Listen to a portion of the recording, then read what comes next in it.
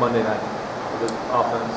Well, we did some good things. We did enough to win, and that's always the most important thing. There's much room for improvement, just base fundamentals, techniques, playing with better pad level with the offensive line, the receivers understanding blocking lanes and blocking schemes better in the run game, our quarterback taking care of the football, seeing things. He threw the ball into coverage a few times. The running backs hitting lanes and, hugging walls, as we call it. So there's a lot of just fundamental stuff that we really emphasize throughout the week so we can get 1 week better. But we did enough to win, and that's the most important thing. When you talk about pad level, what exactly are you looking for, and how close is what you got to what you want? No, we weren't very good with our pad level. What you're talking about is the low man wins in football. You got to come out with really good pad level, because if a guy can get his pads under your pads, he has more power.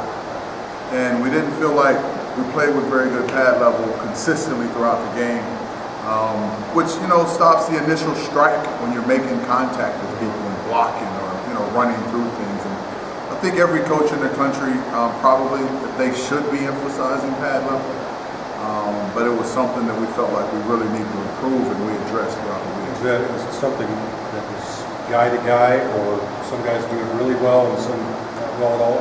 Well, I think that there's some guys that were better than others, but just as an overall group, we just felt like we needed to play lower to the ground because we are a strong physical team, and we just want to emphasize pad level, being low to the ground so that we can use the power that our kids have. Talking to Dominic Brown about that subject, he said, "Yeah, but Mike Dyer is 5'2". I'm 6'2". He's like, do you empathize with the bigger guys and trying to get lower? Well, see, what happens is when you're in a coiled position like that, and your ankles are bent, your knees are bent, your hips are bent, it gives you the ability to explode with your power. So it doesn't matter how tall you are, you just want to be in a coiled position so you can shoot your hips and power out of things. So it doesn't really have anything to do with the height of the kid. It's them giving themselves an opportunity to use the power that they have, and that's the reason you train and squat and power clean, so that you can use the power in your lower body. That's what it's all about.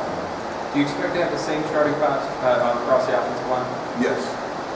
How did you feel like those guys did up front there? Well, like I said, there was a certain point in the game, I think there was 9 minutes left in the game, and we were able to take the ball and go on a long drive and heat up the clock and finish it with a touchdown.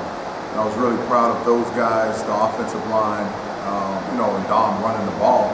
Lamar Atkins made a catch out in the flat, and then ultimately Gerald finished it with a touchdown. So I think that, they had the ability to play longer than their opponent, and that's what gave us an opportunity to win it in the end. Is this a chance, you think, on Saturday to try to get some of those younger guys more reps on the field that they didn't maybe get on Monday night? Well, we haven't had any conversation about that. We're just really trying to get our team better, get the guys to run out there and open and snap, better than they were the last time we were out there in front of our crowd. And, that's the only thing we've been concentrating on. We'll let the game play out how it's going to play out, but we just need to be a little better than we were last week. How do you maintain the edge going into this game? I mean, Miami's the first game of the season. It's big time opponent, and then now you get to here. How do you keep the edge for the players? Well, it's a very good question, but you only get so many opportunities to play in front of your home crowd. And this is another opportunity we have, a night game. We know our crowd will be out there fired up and cheering for us. So that's where you see it. So we will have the edge. We will run out there and be prepared to put on a performance, because, like I said, you only get so many opportunities to play in your home stadium in front of your home crowd. It's kind of a crazy question, but I think Murray State actually has the biggest defeat on a Louisville team. I think they beat you guys back in 1932, 105-0. I mean, is that something that's been joked about, or no mention of that whatsoever? And I'm looking like an idiot. I didn't say that. But that was before my time. What's the defense look like, though? They're very aggressive. They have a complex scheme.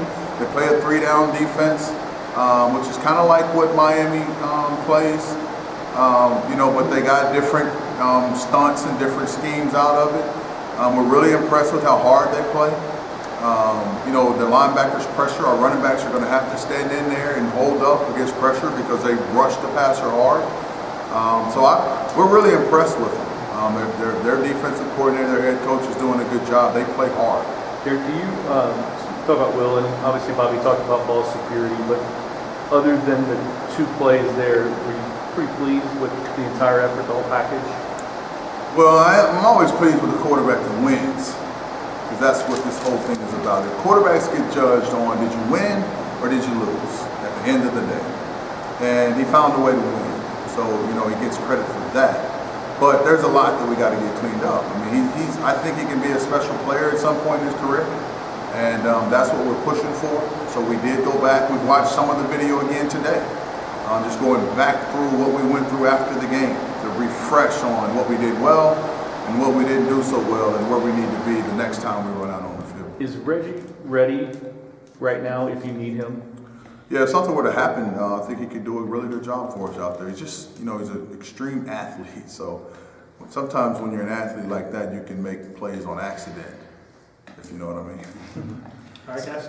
Thank you. Thanks, Garrick. Thank you.